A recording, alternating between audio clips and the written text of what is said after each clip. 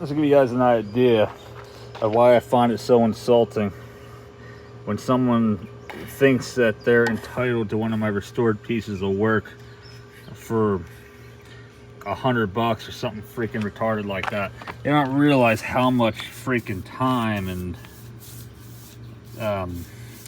detail goes into a job like that.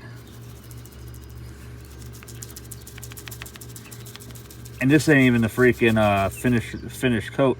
All this is a Rust-Oleum rust prevention.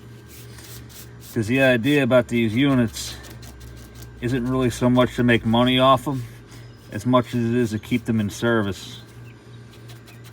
Because I am never going to use 100 freaking air conditioners. This is not realistic. It's not going to happen. You want to try to avoid getting paint on the coils if you can. But yeah, I patched up some. This guy here, this is a big ass Emerson Kool. I still got to lube the controls up, contact cleaner, all of that happy horse shit yet. Coils need to be straightened out a little bit. This thing puts out a freaking blast of cold air. It's ridiculously powerful.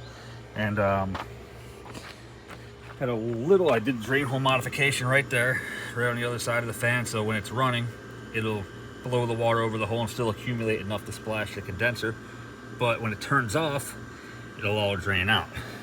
Now this right here, it's kind of hard to see, and I patched it up a little bit. You are not going to get it 100% perfect, but I got it pretty good. There was a little bit of a rot hole there. It wasn't too bad yet, not all the way through. I used this to reinforce because the bottom of the condenser coils there on the edges rotted away. So this thing was kind of like free floating. So I got cut a couple of pieces of sheet metal, one for either side. And don't worry, it's oil-based paint. It'll come off the freaking driveway eventually. It'll take a little bit, but this driveway's been through freaking hell and back already, so nothing else new here.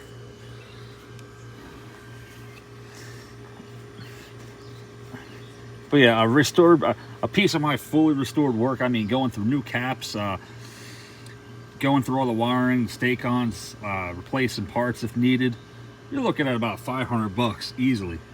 Now, people might laugh at that price, but would you rather spend $500 on a freaking 24,000 BTU unit that's fully restored and ready to go for a long time?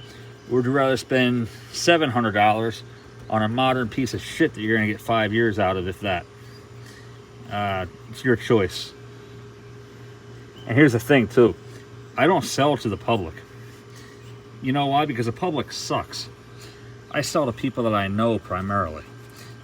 So if there was someone that was actually dead serious about wanting a freaking fully restored unit of mine that's new to the community and never showed their face before, that I have no idea who they are, whether it be from YouTube, Facebook, or whatever, it's probably going to be a little bit more. I see that base pan down there? That's a problem. This is also why I'm so big into drain holes. Because if that had a drain hole on it, that never would have happened. So I have to go through this whole entire thing with a rusty metal primer, which is what this is, and always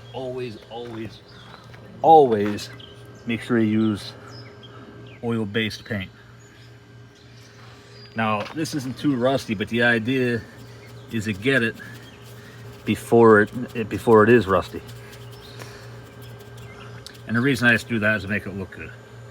So it's gonna look like hot asshole if you have everything brown except for that.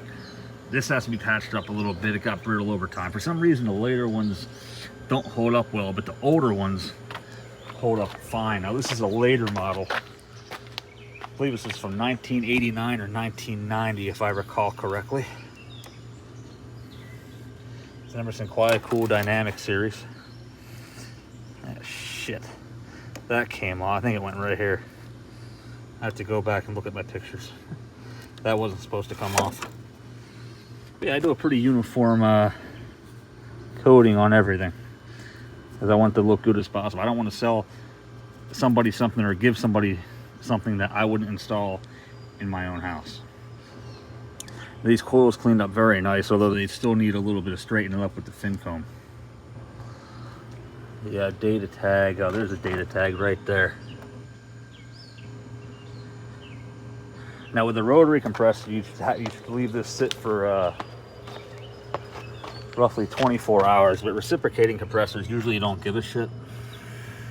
See if you can see the tag on there. But I think it was 1989 or 1990 for this particular unit. So I'm eventually got to flip this over and do the other side, but this is just part of it. There's still a lot more work to do on this yet, and I didn't even start touching the outer case and cleaning the grill up.